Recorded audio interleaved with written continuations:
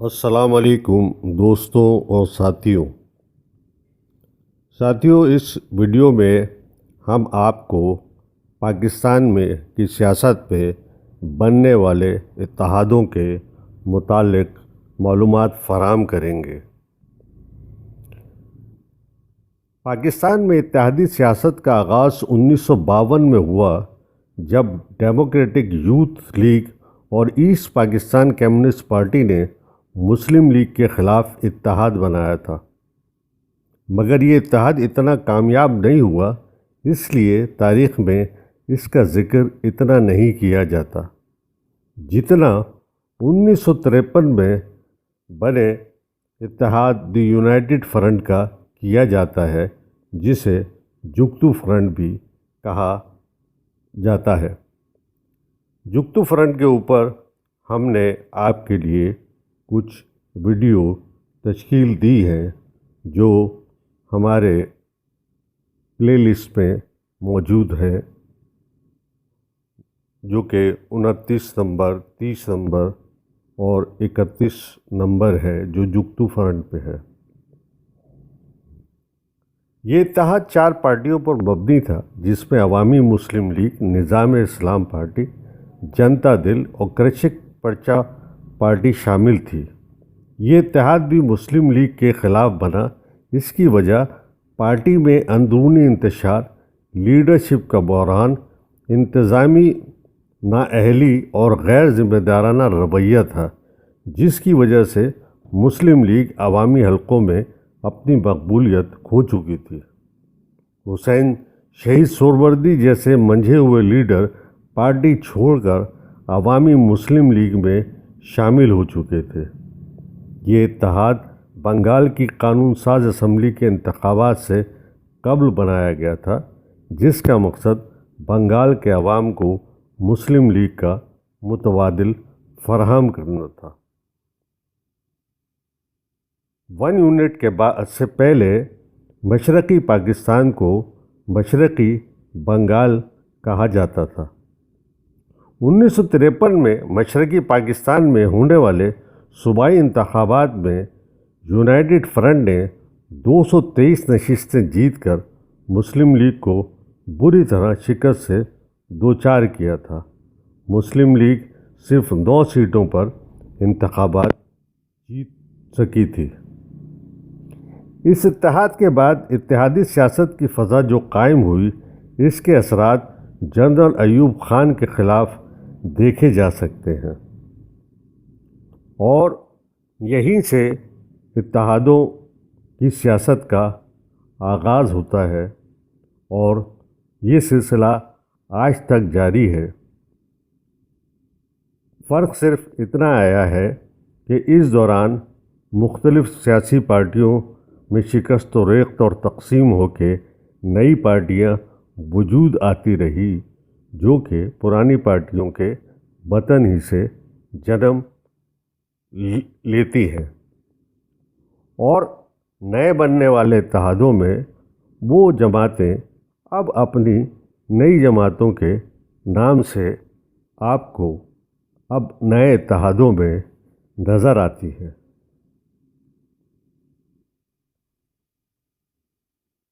ایوب خان کے زمانے میں مادر ملت فاطمہ جناح، جو قائد اعظم کے انتقال کے بعد سیاست سے کنارہ کشی اختیار کر چکی تھی، ایک بار پھر سے وہ سیاست کے میدان میں سرگرم ہو گئی تھی۔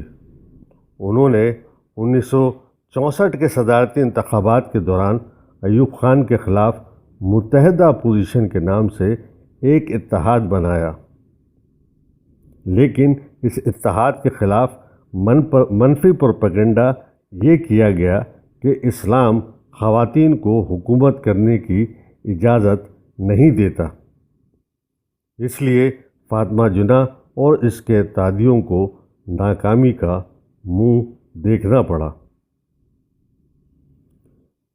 جب ایوب خان نے 1962 کے دستور کے تحت صدارتی انتخاب کا اعلان کیا تو خواجہ ناظم الدین کی کوششوں سے 31 جولائی 1964 کو ملک کی 5 سیاسی جماعتوں نے اتفاق رائے سے ایک اتحاد تشکیل دیا جس کا نام متحدہ حزب اختلاف COP رکھا گیا، جس نے صدارتی انتخاب کے لیے اپنا منشور پیش کیا۔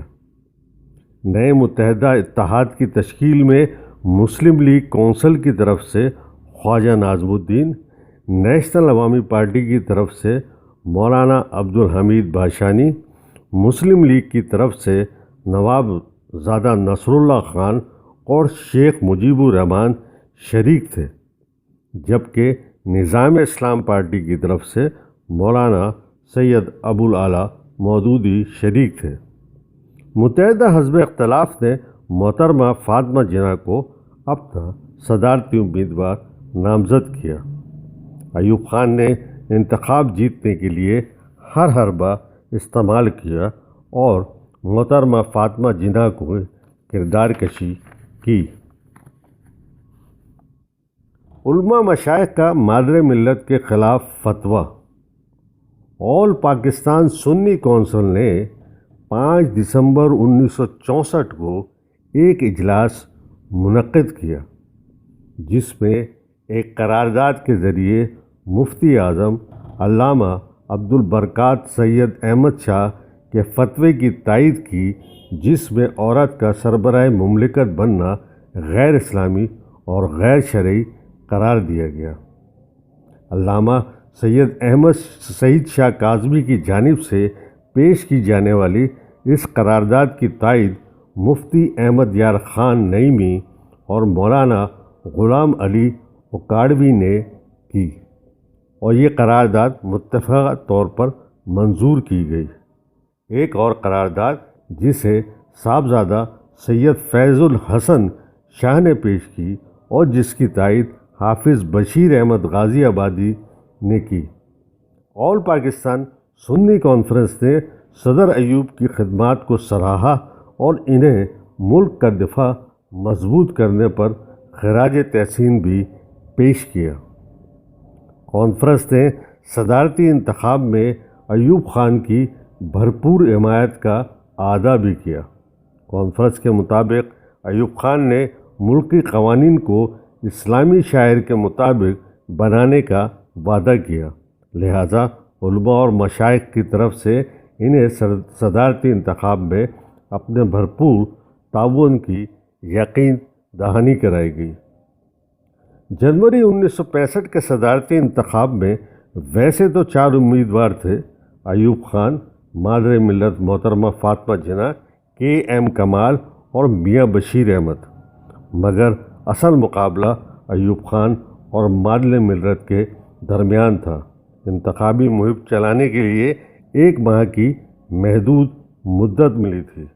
ایوب خان نے سرکاری مشینری اور ریاستی وسائل کے بل بوتے پر انتخاب جیت لیے اور 23 مارچ 1965 کو صدر مملکت کے عہدے کا اثر نو حلف لیا۔ 1962 کے دستور میں صدر کو غیر معمولی اختیارات دیے گئے تھے، لیکن ایوب خان کا دستور ان کے ساتھ ہی رخصت ہوا۔ دوستوں اور ساتھیوں، آپ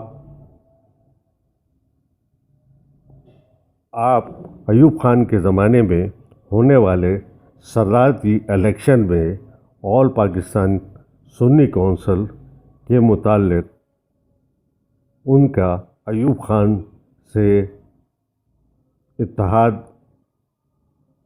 کے متعلق یہ اندازہ کر سکتے ہیں کہ پاکستان کی موجودہ صورتحال میں سیاسی پارٹیوں میں آپس میں تعاون بھی آج بھی اسی پیمانے پہ ہے کہ ایک طرف رجعت پسند جماعتیں ہیں تو دوسری طرف ترقی پسند سوچ کے حامل لوگ ہیں۔ ہم اپنی آئندہ ویڈیو میں آپ کو یہ بتائیں گے کہ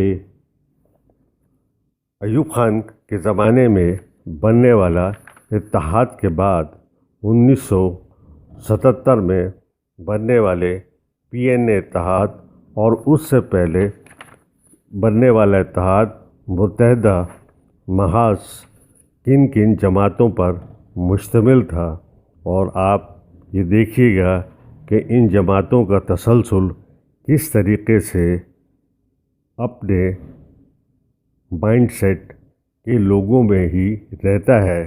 صرف جماعتوں کے نام وقت کے ساتھ ساتھ تبدیل ہوئے ہیں، وہی چہرے وہی لوگ ہیں۔ ناظرین، آپ سے درخواست ہے کہ ہمارے یوٹیوب چینل احساس انفو کو سبسکرائب کیجئے، شیئر کیجئے اور کمنٹس کیجئے تاکہ ہماری حوصلہ افزائی ہو اور ہم آپ کے لیے مزید معلومات سے بھرپور مستند ویڈیو تشکیل دے سکیں۔ ان اتحادوں کے بعد 30 اپریل 1967 کو نوابزادہ نصراللہ خان کا 5 پارٹیوں میں مبنی پاکستان ڈیموکریٹک موومنٹ کے نام سے ایک سیاسی اتحاد بنا۔ اس اتحاد نے ایوب خان کو اقتدار چھوڑنے پر مجبور کیا۔ بعد میں اس اتحاد کا نام بدل کر پاکستان ڈیموکریٹک ایکشن کمیٹی رکھا گیا۔ یہ اتحاد اپنے مقاصد حاصل کرنے میں بہت حد تک کامیاب رہا۔ اتحادی سیاست کا سلسلہ گزرتے وقت کے ساتھ ساتھ ملک کے سیاسی کلچر میں عام ہو گیا تھا۔ اس تجرباتی عرصے میں کبھی جمہوری اتحاد بنے تو کبھی اسلامی اتحاد بنے۔ ان میں سے کچھ اتحاد جن کے نقش اتنے گہرے ہو چکے ہیں کہ ان کو بھولے سے بھی کوئی نہیں بھلا سکتا۔